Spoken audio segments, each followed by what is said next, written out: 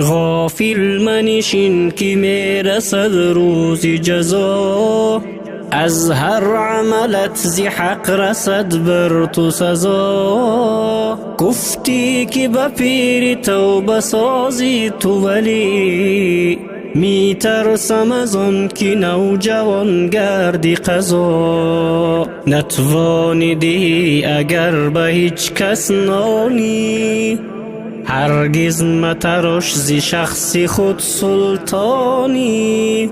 اندازه کرپت برون پای میار، نفع نبود از این عمل چندانی.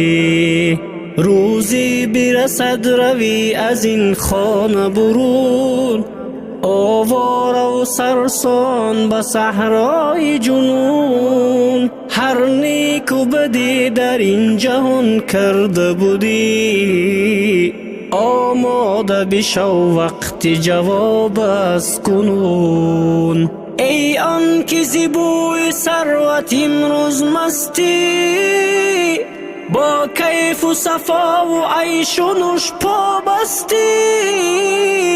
اندیشه نما که روزی بنده به شمار، فکری تو غلط که تا قیامت هستی.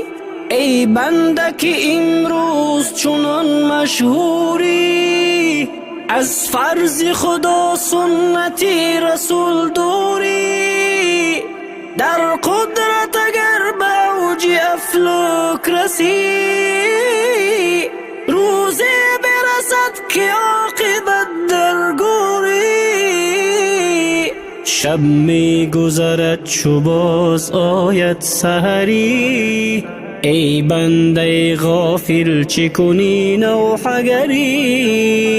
خرسند چه گردی به گذشتی شب و روز، بگذشت قدری زی عمرت تو بخبری.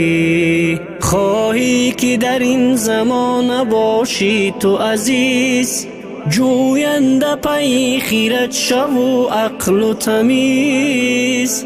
با مقصدی آزار کسی رنج مبر، تا بد زی پست کسی نگوید هرگیز.